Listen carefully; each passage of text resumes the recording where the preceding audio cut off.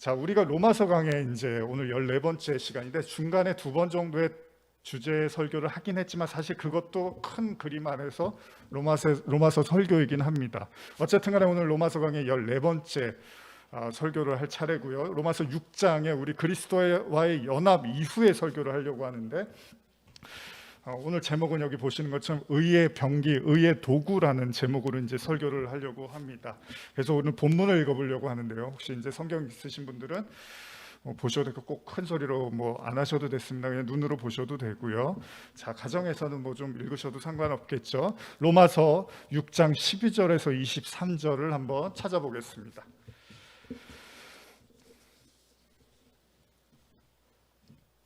로마서 6장 12절에서 23절입니다. 자, 로마서 6장 12절에서 23절 좀 많은데요.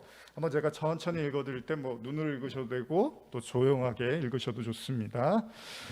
자, 읽겠습니다. 그러므로 너희는 죄가 너희 죽을 몸을 지배하지 못하게 하여 몸의 사욕에 순종하지 말고 또한 너희 지체를 불의의 무기로 죄에게 내주지 말고 오직 너희 자신을 죽은 자 가운데서 다시 살아난 자 같이 하나님께 드리며 너희 지체를 의의 무기로 하나님께 드리라. 제가 여기까지만 읽겠습니다. 원래는 23절까지인데 닳게는 내용이 많으니까요. 오늘의 주제가 되는 구절인 12절, 13절만 제가 읽어드렸습니다. 사실 오늘 본문의 내용은 되게 단순합니다. 뭐냐면요, 너희가 정말로 하나님을 깊이 만났다면, 우리가 그동안의 로마서의 말씀을 통해서 어디까지 왔느냐, 이제 죄, 불의, 의, 그리고 믿음 이런 얘기를 쭉 하고 율법, 은혜 이런 얘기를 쭉 하다가 결국 바울이 로마서 6장에서 이제 이 모든 걸 다 거쳐서 결국 십자가로 성도가 가야 될 길은 그리스도와 연합이라는 거예요. 이 굉장히 중요한 겁니다. 여러분 평생 기억하셔야 되는 겁니다. 성경은요, 주님이 나를 위해서 십자가 지셨대, 감사해, 감동해, 눈물을 흘리라고 그렇게만 말하고 있지 않습니다. 그 주님의 십자가를 나도 지고 그 주님과 같이 죽고 그 주님과 같이 살아나서 그 주님과 같이 하나님 우편에 앉아 계시는 그 승천의 은혜까지도 우리에게 말하고 있다는 거예요. 그거를 바울이 그리스도와 연합 이렇게 이야기를 하는 거예요. 여기까지 가는 게 예수님의 길입니다. 예수님이 내가 길이요 진리요 생명이라고 할 때 길을 가다가 멈추면 안 돼요. 성도는 끝까지 그 길을 다 가는 거예요. 그 길이 바로 십자가의 죽음과 부활과 승천까지 그 모든, 결국 그 주님이 어떻게 오신다고요? 성령으로 여러분들 안에 계신다는 거예요. 그러면 여러분들이 뭐라고요? 하나님의 성전, 하나님이 계시니까 여러분들 안에, 여기까지가 성도가 걸어가야 될 길이라는 거예요. 그러면 그렇게 되었을 때 바울이 이제 뭐라 그러냐, 이제 그렇게 된 자, 하나님을 깊이 만나고 예수의 십자가의 그 길을 걸은 자는 이제 하나님의 도구로 살라는 거예요. 하나님의 도구로 살라는 겁니다. 복잡하지 않죠? 간단한 이야기입니다. 당연하죠. 하나님이 우리 안에 계시니까 우리가 뭘 해야 되죠? 하나님의 영광을 나타내야 돼요. 그렇죠? 여러분들 안에 하나님이 계시다며요. 그러면 이제 하나님의 영광을 나타내야 돼요. 뭘로요? 말로, 삶으로 나타내는 거죠. 말로는 복음을 통해서, 또 삶은 우리의 삶을 통해서 나타나는 것입니다. 다시 한번 우리 복음에 대한 이야기를 돌아가 보면, 그러면 그리스도와 연합된 자들, 이들이 이제 알고 있는 복음이 무엇이냐라고 했을 때 로마서 1장 17절에서 19절을 보시면요, 이것도 한번 찾아보실까요? 각 가정에서도 좀 번거로우시더라도 왜 PPT 해주면 그냥 바로 봤었는데 이렇게 생각하실 분도 계신데, 각 가정에서도 낡은 성경책을 펴시고 로마서 1장 17절에서 19절을 한번 찾아보시고, 혹시 좀 아직 성경 찾는 게 어려우신 분들은 계실 거예요. 그런 분들은 제 이야기를 잘 들으시면 됩니다. 자, 다 찾으셨으면 로마서 1장 17절에서 19절입니다. 복음에는 하나님의 의가 나타나서 믿음으로 믿음에 이르게 하나니 기록된 바 오직 의인은 믿음으로 말미암아 살리라 함과 같으니라. 하나님의 진노가 불의로 진리를 막는 사람들의 모든 경건하지 않음과 불의에 대하여 하늘로부터 나타나나니 이는 하나님을 알만한 것이 그들 속에 보임이라. 하나님께서 이를 그들에게 보이셨느니라. 그러니까 여러분과 저에게 오늘은 사실 어려운 얘기는 아니에요. 하나님이 여러분들 안에 계시면 다 보여주셨다는 거예요. 하나님이 뭘 얘기하고 싶은지, 하나님이 어떻게 하면 구원을 받게 되는 건지, 그리고 하나님이 뭘 좋아하고 뭘 좋아하지 않는 건지를 여러분들 안에 다 계시했다라는 것입니다. 그것이 바울이 말한 복음에 나타난 하나님의 의라는 것입니다.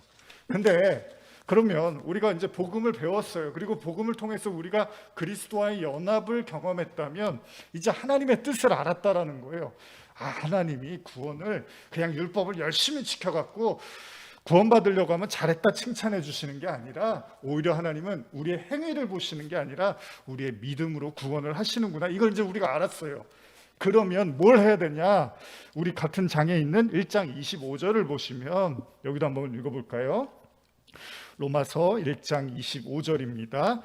이는 그들이 하나님의 진리를 거짓 것으로 바꾸어 피조물을 조물주보다 더 경배하고 섬김이라, 주는 곧 영원히 찬송하실 이시로다. 아멘. 이게 무슨 말이냐면요, 여러분들이 진짜 하나님의 의를 깨달으면 동시에 여러분들이 뭐를 보는 거죠? 그러면 하나님이 기뻐하지 않는 불의가 뭔지를 여러분들이 알게 됐다는 거예요.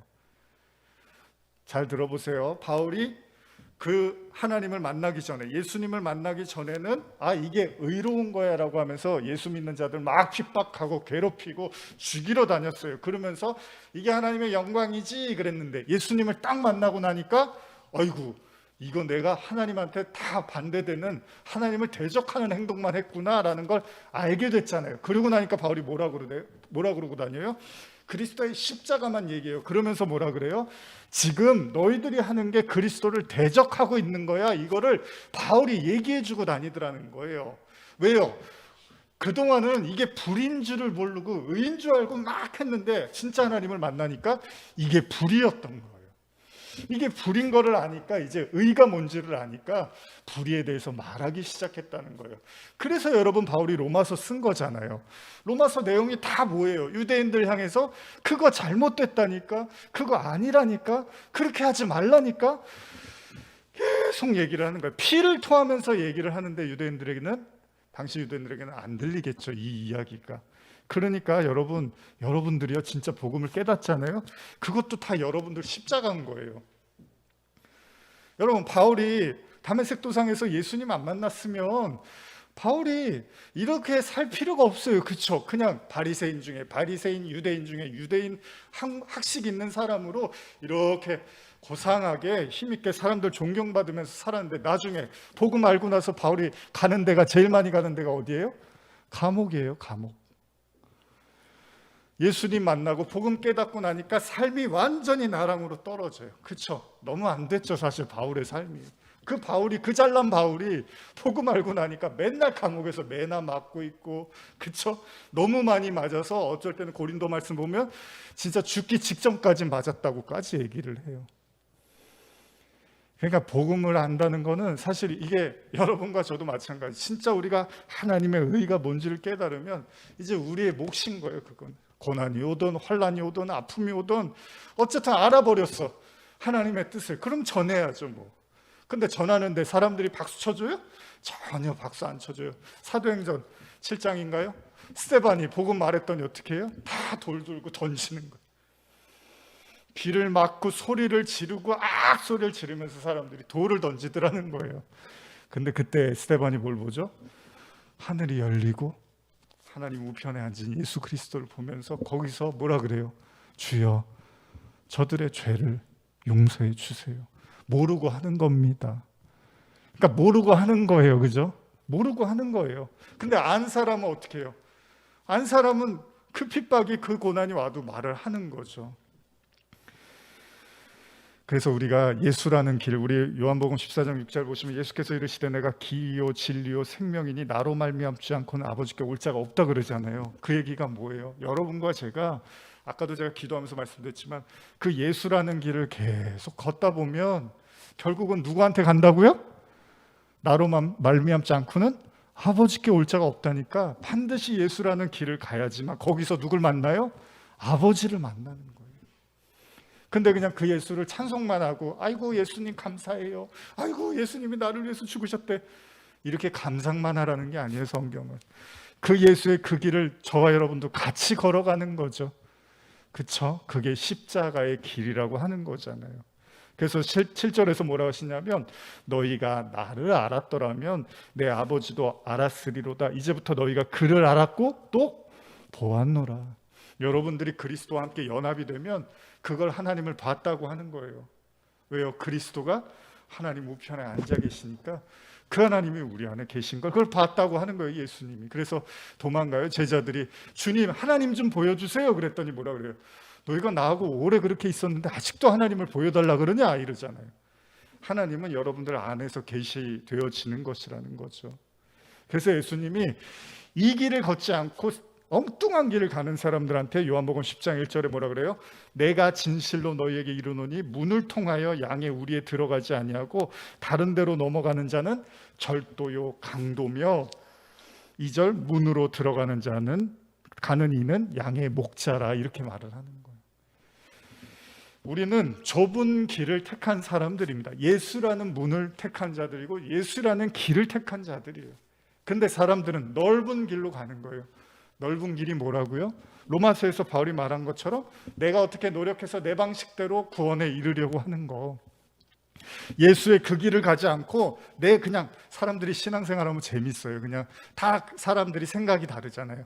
다 마음이나 생각이 다르다 보니까 이렇게 하면 하나님이 기뻐하셔. 이렇게 하면 자기마다 다 저마다의 생각들이 있잖아요. 그거 말고 예수라는 길을 가라는 거예요. 성경은 그 좁은 문 거길 가라는 거지. 아니야 하나님은 이렇게 하는 걸 기뻐하실 거야. 이렇게 하는 걸 기뻐하실 거야. 우리 생각 말고요. 예수라는 길을 가라는 것입니다. 그래야지 절도가 아니고 강도가 아닌 게 된다는 거예요. 그거를 넘어서 예수라는 길을 넘어서서 자기 멋대로 가버리면 그걸 주님이 절도요 강도라고 말을 하고 있습니다. 그래서 바울은요 이제 복음을 깨닫고 나서 사실 로마서 1장 1절에서 자기 얘기를 분명히 해요. 이건 한번 찾아볼까요? 로마서 1장 1절 2절이요.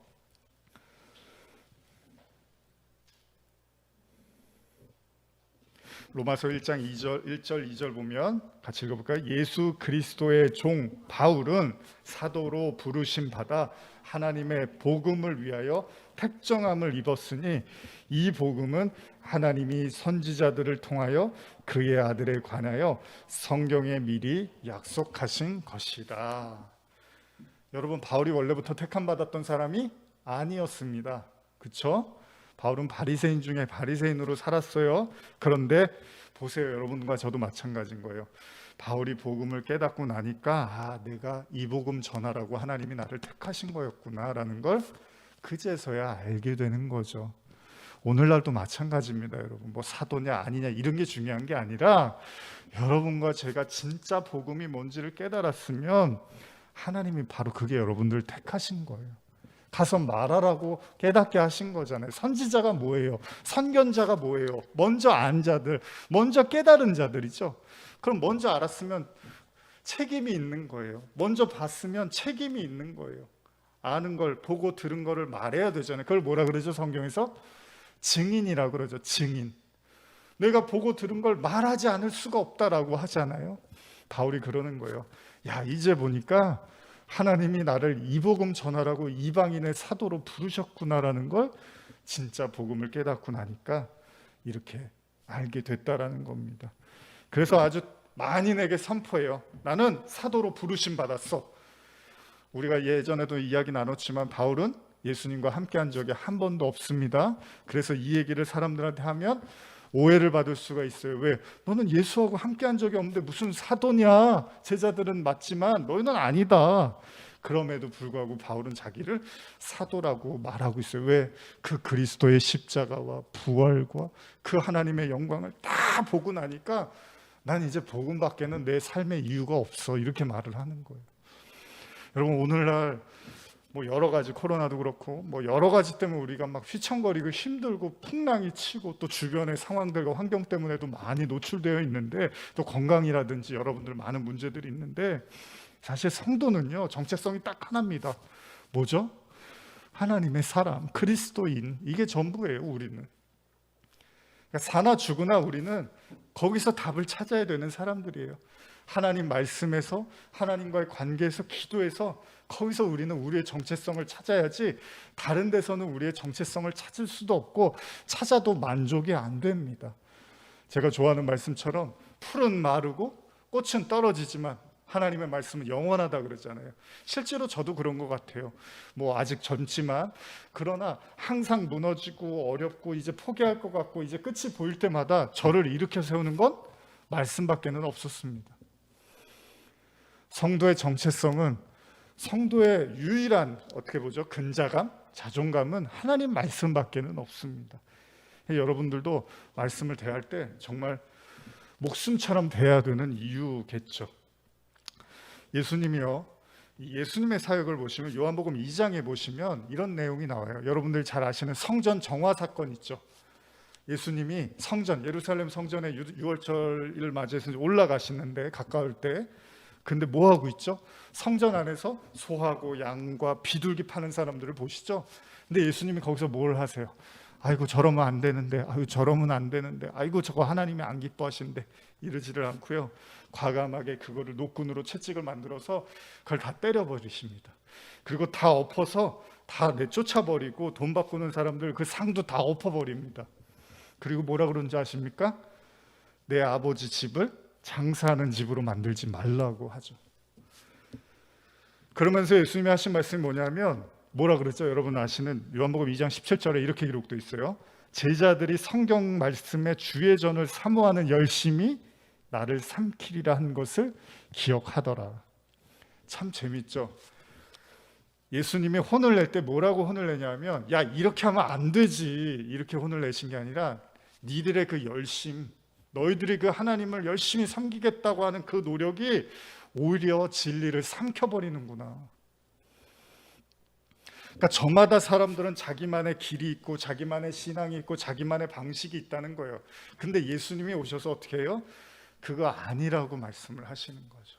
하나님이 원하는 건 그게 아니라 아버지의 집을 기도하는 집인데 장사하는 집으로 만들지 말라고 말씀을 하시는 거죠. 진리라는 건 그렇습니다. 복음에 나타난 하나님의 의를 저와 여러분들이 깨달았다는 건 동시에 불의가 뭔지를 알게 됐다는 거예요. 그래서 예수님도, 사실 예수님이 이 땅에 오셔서 하신 게 뭐죠? 불의에 대해서 심판하신 거잖아요. 너희들이 의라고 생각하는 거 그거 아니다, 이게 의고 그게 불의야 라고 말씀을 해주시는 겁니다. 그런 의미에서 성도는요, 이제 저와 여러분들이 그리스도와 연합해서 의의 도구가 되었다는 것은, 사실은 우리 창세기 말씀을 떠올려 보면 아브라함이 어떻게 하죠? 이삭을 낳자 어떻게 하죠? 이제 이삭을 하나님께 드리죠. 창세기 22장에 등장하는 말씀이죠. 무슨 얘기입니까? 이삭을 어떻게 드려요, 여러분? 아니 평생 이삭만 바라오고 살았는데 이삭을 달라니, 이게 어떻게 아브라함한테 가당한 일이 아니잖아요. 근데 아브라함이 이삭을 드린다는 것은, 이제 사실 아브라함은 더 이상 하나님 앞에서 자기를 내세우지 않겠다는 거죠. 이 말씀을 여러분들도 저도 깊이 생각해야 될 게, 여러분과 제가 복음에 사로잡혔다면 이제 복음이 여러분과 저를 장악해야 된다는 거예요. 하나님 말씀이 나를 장악을 해서 그냥 하나님의 말씀이 나의 등불이고 삶이 돼서 그냥 하나님의 말씀을 위해서 우리는 살아가는 존재들이라는 거죠. 그런 의미에서 아브라함이 이삭을 바쳤다는 것은, 뭐 아브라함이라고 생각이 없고 마음이 없겠습니까? 얼마나 오랫동안 사모했던 아들입니까? 근데 그 이삭을 대뜸 하나님께 내버려 줬다는 건 이제 내 삶이 나의 삶이 아니라는 거죠. 뭐 저도 그 짧은 시간이지만 뭐 사역자로서 이렇게 살아오면서 항상 그런 갈래길이 있었던 것 같아요. 어디로 가는 게 더 맞는 걸까? 어떻게 가는 게 하나님이 더 원하시는 걸까? 이런 고민들을 하면서 청년 때부터 이렇게 걸어오지만, 지금 생각해 보면 그렇습니다. 하나님의 사람들은, 그러니까 하나님한테 사로잡히는 게 편한 것 같아요. 그러니까 우리가, 예수님도 그 잃어버린 양에 대한 이야기를 하는데, 사람들은 뭔가 내가 원하는 방식대로 살면은 더 편할 것 같잖아요. 그러니까 하나님이 항상 뭔가 귀찮은 존재예요. 어떤 신앙인들에게는 좀 하나님 요거는 간섭을 안 해주셨으면 좋겠는데요. 하나님 요 부분에서는 내가 좀 마음대로 살게 그냥 놔두시죠. 여기까지 하나님이 좀 오시지는 않았으면 좋겠습니다. 요 영역은 그냥 놔두시고 요 부분은 제가 잘 하겠습니다. 우리가 이제 이런 거 있잖아요. 저도 마찬가지고 신앙생활 하면서 저도 뭐 한 번에 하나님께 모든 걸 맡겨야겠다 이런 생각을 하진 않았으니까. 근데 지금 생각해 보면 그냥 하나님한테 사로잡혀서 사는 게 제일 편하고 행복한 거구나. 그러니까 어떤 분들한테는 한 절반은 그래도 내가 즐거움이 있어야 되지 않나 뭐 이런 생각을 할 수 있어요. 내 영역이 그래도 확보가 돼야지 즐겁지 삶이라는 게. 근데 그렇진 않은 것 같아요. 시간이 지나면서 저도 느끼는 게 그냥 하나님이 여러분과 저를 그냥 장악해 버리시면 그게 제일 편하고 행복한 것 같아요. 그냥 죽으면 죽는 거고 삶은 사는 거고 이끌어 주시면 이끌어 주시는 거고 망하면 망하는 거고 그냥 이래나 저래나 하나님이 알아서 해주시겠지 이런 마음 있잖아요. 푸념을 제가 말씀드리는 게 아니라 그냥 하나님이 여러분을 정복하는 거예요. 그리고 완벽하게 이끌어 가시는 것에 대해서 우리가 인정하고 믿어가는 거죠. 물론 쉬운 일은 아닙니다. 근데 여러분 그렇잖아요. 여러분들이 뭐 택시를 탄다거나 뭐 비행기를 탄다거나 그럴 때 우리가 이 비행기가 제대로 도착할까 뭐 이런 고민들을 하고 뭐 그런 사람도 있겠지만요. 결국은 기장이 딱 우리를 어디 원하는 그 목적지까지 인도해 주면 우리는 거기서 그냥 이렇게 얘기하고 수다 떨고 맛있는 거 먹고 그냥 그렇게 누리면 되잖아요. 근데 앉아갖고 이 비행기가 잘 도착을 할까? 중간에 가다가 뭐 문제는 안 생길까? 이거 뭐 기장이 졸면 어떡하지? 뭐 예를 들면 이런저런 생각을 하면 그냥 내내 그 비행기 타는 게 불편한 거예요. 그렇죠?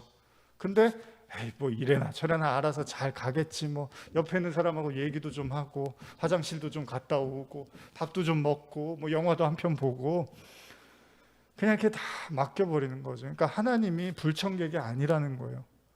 제가 이 바울을 보니까 바울이 복음을 깨달으니까 그냥 너무 행복한 거예요. 그냥 하나님이 나를 다 알아서 해주니까 바울이 그냥 뭐 나중에 제가 읽겠지만 살든지 죽든지 하나님의 영광이 전부다 이런 고백을 하더라는 겁니다. 여러분들이 잘 아시는 에스겔서 37장을 보시면은 아까 제가 기도할 때도 그랬지만 이런 본문이 있습니다. 제가 한번 읽어드릴게요. 에스겔서 37장 5절인데 주 여호와께서 이 뼈들에게 이같이 말씀하시기를 내가 생기를 너희에게 들어가게 하리니 너희가 살아나리라. 여러분들이 잘 아시는 에스겔서의 37장에 보면 마른 뼈의 환상 우리 잘 아시죠? 이 뼈들을 보면서 주님이 야, 이 뼈들이 살아나겠냐 그런다고요. 그러니까 모르죠 당연히 에스겔이. 근데 진짜로 주의 생기가 드러나가니까 이거 제가 한번 읽어드릴게요. 37장 7절 이하인데 이에 내가 명령을 따라 태어나니 태어날 때 소리가 나고 움직이며 이 뼈 저 뼈가 들어맞아 서로 뼈들이 연결되더라. 내가 또 보니 그 뼈에 힘줄이 생기고 살이 오르며 그 위에 가죽이 덮이나 그 속에 생기는 없더라. 또 내게 이르되 인자야 너는 생기를 대하여 대언하라. 생기에게 대언하여 이르기를 주 여호와께서 이같이 말씀하시기를 생기야 사방에서부터 와서 이 죽음을 당한 자에게 불어서 살아나게 하라 하셨다 하라. 이에 내가 그 명령대로 대언하였더니 생기가 그들에게 들어가매 그들이 곧 살아나서 일어나 서는데 극히 큰 군대더라. 그러니까 누가 군대로 만드는 거예요? 하나님이 만드는 거예요. 여러분들이 무슨 뭐 연습하고 노력해서 군사가 되는 게 아니라 하나님의 생기가 들어가면 군대가 만들어지더라는 겁니다. 그 얘기는 뭐예요? 그냥 하나님을 따라가는 거예요. 군사가 된다는 것은 하나님을 따라가는 거죠. 하나님을 받아들이고 따라가면 하나님의 군사가 되어져 있다라는 것입니다. 다시 말하면 여러분이 그냥 맡기는 거예요. 모든 걸 다 하나님께. 복음에 여러분들을 던져버리는 거예요. 그냥. 그래서 예수님이 복음을 말씀하시고 뭘 하시죠? 예수님의 사역 중에 뭐 가르치는 사역도 있고 병 고치는 사역도 있었지만은 예수님의 사역 중에 두드러진 사역 중에 하나가 뭐죠? 귀신을 쫓아내는 사역이 있었습니다. 그렇죠? 그래서 마가복음 5장에 보시면 5장 5절 이거 한번 찾아볼까요? 마가복음 5장 5절에서 9절인데요. 마가복음 5장 5절에서 9절입니다.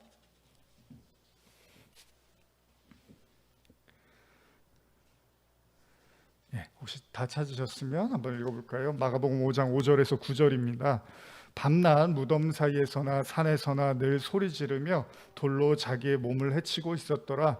그가 멀리서 예수를 보고 달려와 절하며 큰 소리로 부르짖어 이르되 지극히 높으신 하나님의 아들 예수여 나와 당신이 무슨 상관이 있나이까. 원하건대 하나님 앞에 맹세하고 나를 괴롭히지 마옵소서 하니 이는 예수께서 이미 그에게 이르시기를 더러운 귀신아 그 사람에게서 나오라 하셨습니다.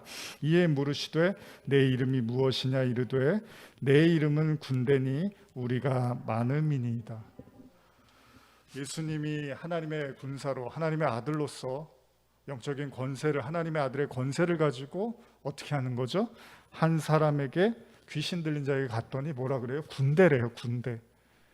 한 사람이, 제가 예전에 이 설교하면서 참 놀랐던 게 어떻게 한 사람 안에 군대라는 귀신이 들어갈 수 있을까요? 레기온이라고 하는데 군대라는 귀신이 그 사람을 장악하고 있대요. 근데 예수님이 가볍게 쫓아내십니다. 오늘날도 뭐 그게 귀신 들렸네 안 들렸네 이런 게 중요한 게 아니라 오늘날도 낙담과 절망과 어둠과 정말 사망의 그늘에 지배를 받고 있는 수많은 잃어버린 아파하는 영혼들이 있습니다. 여러분들이 정말 빛의 복음을 들었으면 그게 군대든 그게 절망의 끝이든 뭐든 여러분들을 만나면 빛이 나야죠. 그래서 어둠에 있던 사람들이 빛을 봐야 될 거 아닙니까?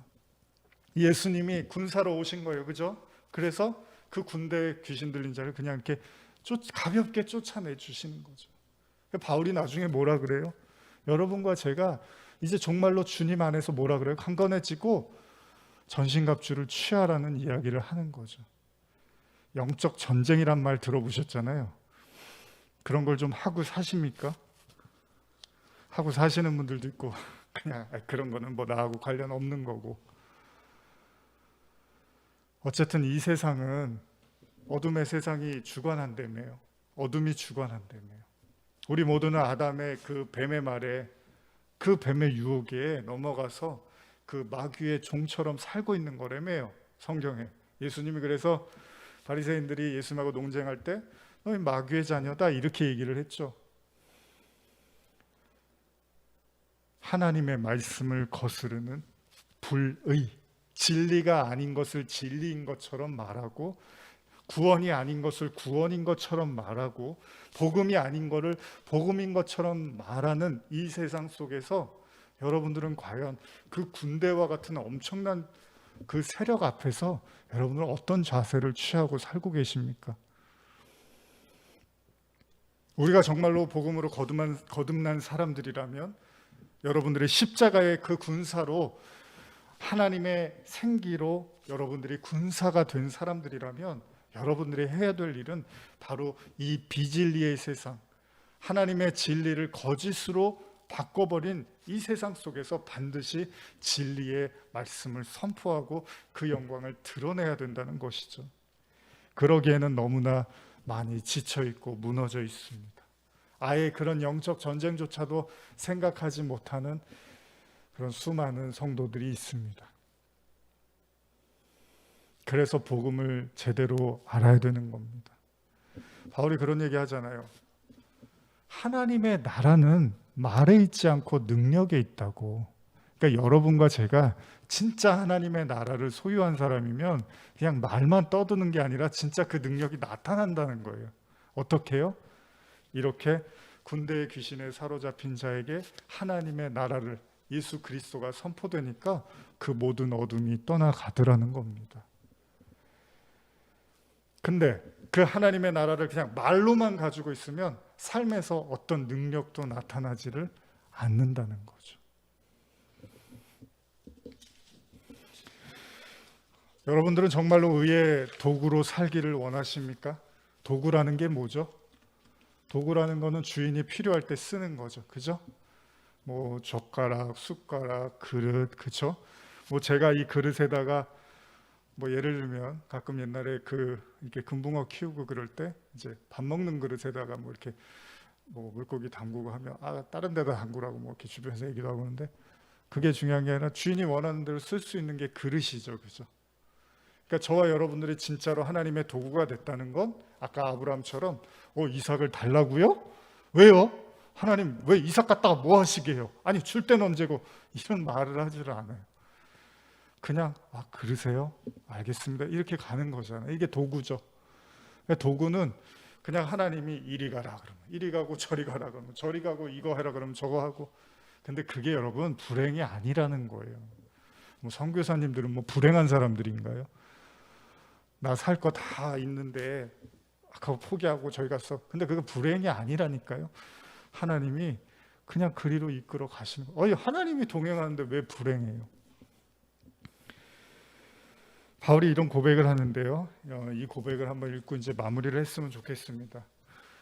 여러분들 어렵고 힘든 시기지만 여러분들이 정말 복음을 깨닫고 복음과 함께하는 사람들이라면 이 어둠의 세상에 전신갑주로 하나님의 군사로 그리스도인으로 살아가야 한다는 것입니다. 그것이 바울이 진짜 복음을 깨달은 자들의 이제 책임이라는 거예요. 의의 도구의 삶을 살라는 거죠. 바울의 고백이 참 아름답습니다. 그거 읽고 좀 마치겠는데요. 빌립보서 1장 18절에서 21절인데요. 이거 한번 찾아볼까요? 빌립보서 1장 18절에서 21절입니다.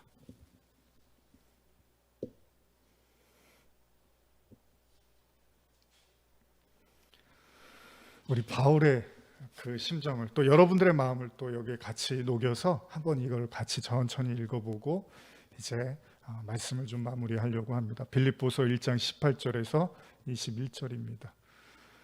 자, 같이 한번 읽어볼까요? 그러면 무엇이냐? 거칠애로 하나 참으로 하나 무슨 방도로 하든지 전파되는 것은 그리스도니 이로써 나는 기뻐하고 또한 기뻐하리라. 이것이 너희의 간구와 예수 그리스도의 성령의 도우심으로 나를 구원에 이르게 하는 줄 아는 고로 나의 간절한 기대와 소망을 따라 아무 일에든지 부끄러워하지 아니하고 지금도 전과 같이 온전히 담대하여 살든지 죽든지 내 몸에서 그리스도가 존귀하게 되게 하려 하나니 이는 내게 사는 것이 그리스도니 죽는 것도 유익함이라. 아멘. 참 아름다운, 어떻게 보면 성도가 할 수 있는 가장 아름다운 고백인 것 같아요. 원래 제가 중학교 때 선교사 되려고 마음먹을 때 순교하는 게 제 꿈이었거든요. 순교하는 거. 그렇게 막 멋있어 보이더라고요. 그때는 사도행전 뭐 보고 바울 보면서 야, 기독교 최고의 아름다움은 순교겠구나 뭐 이런 생각을 했었는데, 물론 순교라는 게 그냥 단순히 몸만 죽는 건 아닙니다. 그 전에 반드시 우리는 그리스도와 함께 죽고 다시 살아나는 게 더 중요한 겁니다. 그래서 바울이 고린도 말씀에 뭐라 그러죠? 너희가 뭐 너희 몸을 다 내어주고 뭐 사랑 이야기할 때 그러잖아요. 네가 아무리 네 몸을 불사르게 내어줄지라도 사랑이 없으면 유익이 없다는 게 그런 얘기예요. 그냥 단순히 몸을 바치는 게 순교가 아니라 정말 그리스도 앞에서 먼저 자기를 부정하는 거, 이게 먼저 순교죠. 어쨌든 간에 바울은 이제 그렇게 자기가 그리스도와 함께 죽었더니 이제 내가 사는 것이 그리스도니 죽는 것도 유익하다고까지 말을 하고 있습니다. 참 아름다운 고백입니다. 살든지 죽든지 그냥 그리스도만 나타내는 것이 내 삶의 유일한 이유라고 말을 하고 있습니다. 그에게는 뭐예요? 삶과 죽음에서 바울은 이미 놓여 있다는 거예요. 그러니까 뭐 죽음이 두렵지도 않고 그렇다고 사는 것이 두려운 것도 아니고 그냥 하나님한테 다 맡기고 사는 거예요. 그래 얼마나 자유로워요. 오죽하면 바울이 내가 자족함을 배웠다고까지 얘기를 합니까? 그게 뭐 내가 부유해서 꼭 자족하는 게 아니라 가난에 처하든 부유에 처하든 그러니까 상관이 없다는 거예요. 동서남북 바울은 상관이 없다는 거예요. 왜요? 하나님이 자기와 함께 하시니까.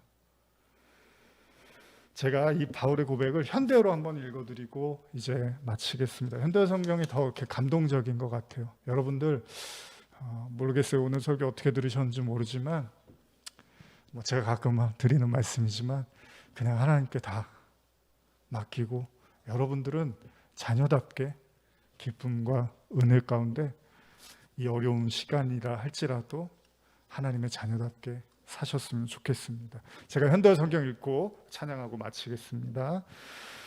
빌립보서 1장 18절에서 21절입니다. 그러나 그들의 동기야 어떻든 그리스도의 복음이 전파되는 것만은 사실이니 기뻐할 일이 아니겠습니까? 나는 앞으로도 계속 기쁨으로 살 것입니다. 여러분이 나를 위해 기도해 주시고 성령께서 나를 도와주고 계시므로 내가 겪는 이 모든 일이 내게 결국 구원을 가져오리라는 것을 알기 때문입니다. 나의 간절한 기대와 희망은 내가 부끄러움을 당할 일을 일체 하지 않고 오히려 시련을 당하고 있는 지금도 예전과 같이 언제나 그리스도를 위해서 담대하게 말하고 또 살든지 죽든지 어떠한 순간에도 나의 존재로 그리스도의 영광을 드러내는 일입니다. 내게 있어서는 사는 것이 그리스도를 위해 일할 기회가 된다면 죽는 것은 더 나은 기회를 뜻하기 때문입니다. 우리는 하나님의 영광을 위해서 불려진 자들입니다. 그리고 그 하나님의 영광은 여러분들에게 나타나는 의를 통하여, 복음을 통하여 여러분들의 인생 끝까지 하나님이 우리를 도구로 사용하실 것입니다. 기쁨으로 십자가를 붙들고 담대히 걸어가시는 여러분들 모두 되시기를 축복합니다.